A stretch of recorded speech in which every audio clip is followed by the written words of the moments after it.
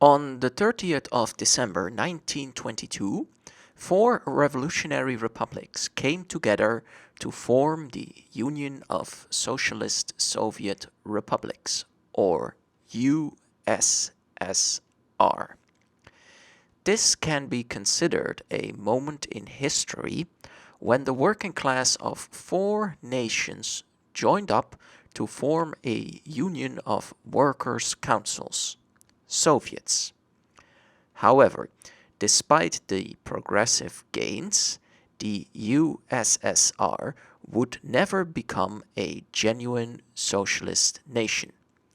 It soon degenerated due to political backwardness, isolation, and the rise of the Communist Party bureaucracy that placed itself above the Soviets and ruled dictatorially in their name until December 1991. Soviet Union means Council Union.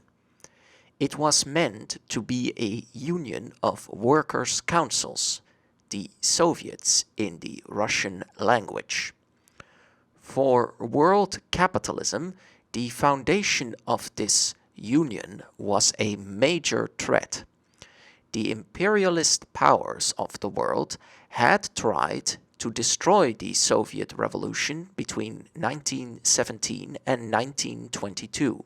They only succeeded in Europe, but failed in Russia, Ukraine, Belarus, and Transcaucasia. Still, the backwardness and isolation of the new union would lay the seeds for its degeneration and eventual destruction by the members of the Stalinist bureaucracy. The Russian Socialist Federative Soviet Republic was the largest of the four revolutionary founders. It was set up in Petrograd in November 1917. The Workers' and Peasants' Red Army of the Russian Socialist Federative Soviet Republic was vital in defeating the counter-revolutionary White Armies and foreign imperialists who tried to restore capitalist power in the former Russian Empire. The Belarusian Socialist Soviet Republic was the second council republic set up in 1920 after the First Republic was overthrown by the counter-revolutionary forces. The republic had 5 languages: Russian, Belarusian, Lithuanian, Polish, and Yiddish. Not all members of the Russian Communist Party agreed on the foundation of the USSR. Many believed that Belarus should have been part of Russia. The Ukrainian Socialist Soviet Republic succeeded the Ukrainian People's Republic of Soviets, a revolutionary republic that was overthrown by reactionary forces in the Russian Civil War. Soviet Ukraine promoted the use of the Ukrainian language and culture. This was denounced after 1930 as reactionary nationalism by the Stalinist bureaucracy. Stalin would enforce Great Russian chauvinism and the belief that Russia should rule over Ukraine. The final revolutionary founder was a state that was not liked even by its own leaders.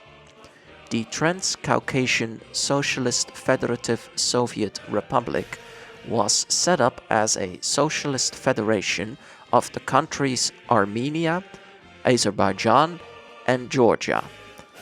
However, this was done with resistance, as old feuds and hatred remained, even among those who claimed to reject them. By 1936, Stalin dissolved Transcaucasia, and it was forgotten. Revolutionary socialists do not glorify the foundation of the USSR as the final proof of the superiority of socialism. Socialism was not built, and working class people lost the power they briefly had to Communist Party bureaucrats. The Soviet Union, however, did provide us with a small insight of what is possible if the economy is not owned by a minority for profiteering. Had there been a genuine socialist democracy under the control of its working class, then history would have been different. Today, we struggle for a worldwide socialist democracy, a voluntary union of workers' councils on the same idea that founded the USSR 102 years ago.